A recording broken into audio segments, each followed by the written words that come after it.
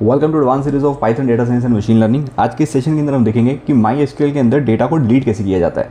जैसे आपने अपना अकाउंट बना लिया, अब चाहते हो कि मेरे को अपना अकाउंट डिलीट करना है, तो वो एंट्री डेटाबेस में से कैसे डिलीट होती है, या आपको कोई भी वैल्यू डिलीट करनी है आपके सिस्टम में से अपने डेटाबेस के अंदर, तो उसके लिए हम डिलीट की क्वेरी यूज़ करेंगे। तो पहले डायरेक्ट हम डिलीट करके देखेंगे। सो हमारे पास डेटाबेस था आइट्रॉनिक्स, उसके अंदर दो टेबल बनाए थे हमने, कस्टमर्स और स्टूडेंट्स। तो इसमें से मैं डेटा डिलीट करना चाहता हूँ जिसका नेम रवि है, उसका डेटा डिलीट हो जाए।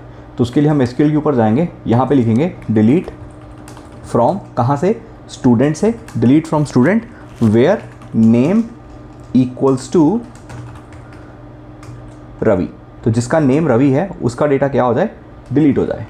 तो जैसे ही यहाँ पे गो पे क्लिक करेंगे और कहता है आप सच में डेटा डिलीट करना चाहते हो, येस। और यहाँ भी आप देखोगे 1 रो डिलीटेड लिखा आ चुका है। अभी स्टूडेंट पे क्लिक करूँगा तो यहाँ से रवि जो है वो डिलीट हो चुका है। अब यही चीज़ हमें पाइथन के थ्रू करनी है। सो उसके लिए हमें सबसे पहले क्या करना पड़ेगा, इंपोर्ट करना पड़ेगा माई एसक्यूएल डॉट कनेक्टर, और उसके बाद माई एसक्यूएल डॉट कनेक्टर जो हमने पैकेज इंपोर्ट किया है उसके अंदर कनेक्ट नाम का फंक्शन है, जिसके अंदर हम बताएंगे कि होस्ट जो है दैट इज़ लोकल होस्ट, और जो यूज़र नेम रहेगा वो डिफ़ॉल्ट रूट रहने वाला है, और जो पासवर्ड होता है वो डिफ़ॉल्ट ब्लैंक होता है। और यहाँ पे डेटाबेस बताना पड़ेगा।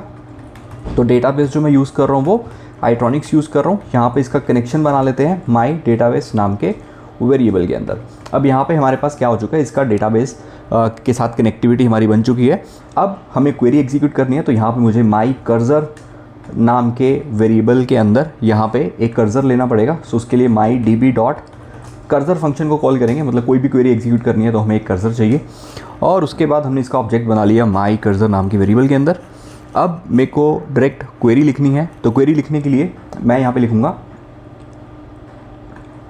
My cursor dot execute, my cursor dot execute, और इसके अंदर यहाँ पे लिखेंगे यहाँ पे delete from student, delete from जिस भी डेटाबेस से आप डिलीट करना चाहते हो। लेट से मैं कस्टमर से डिलीट करना चाहता हूँ, तो मैं चाहता हूँ कि जिसका नाम लेट से DEF है वो डिलीट हो जाए। तो ये क्या करेगा, ये भी डिलीट कर देगा, ये भी डिलीट कर देगा, जहाँ जहाँ पे भी DEF आएगा दोनों डिलीट हो जाएंगे। फिर अगर आप चाहते हो जिसकी ID 6 हो और जिसका नेम DEF हो, सिर्फ वो डिलीट हो, तब सिर्फ ये वाला डिलीट होगा। तो हम एंड भी लगा सकते हैं, तो अभी सिंपल रखते हैं। सो डिलीट फ्रॉम, यहाँ पे लिखेंगे customers where name equal to DEF। तो यहाँ बाहर डबल कोट्स कर देते हैं क्योंकि अंदर हमने सिंगल कोट्स यूज़ किए हैं।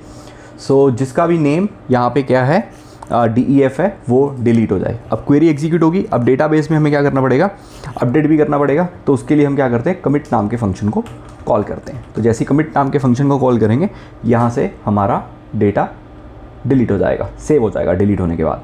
अब जैसे ही कस्टमर्स पे दोबारा क्लिक करूँगा तो आप यहाँ पे देखोगे ID नंबर 6 हट गई, ID नंबर 9 हट गई, जहाँ पे DEF अवेलेबल था। तो ये था मेथड कि आप कैसे डिलीट कर सकते हो। और इसमें अगर आपको SQL इंजेक्शंस को प्रिवेंट करना है तो उसके लिए हम क्या कर सकते हैं, जैसे इस क्वेरी को मैं दूसरे वे में भी लिख सकता था।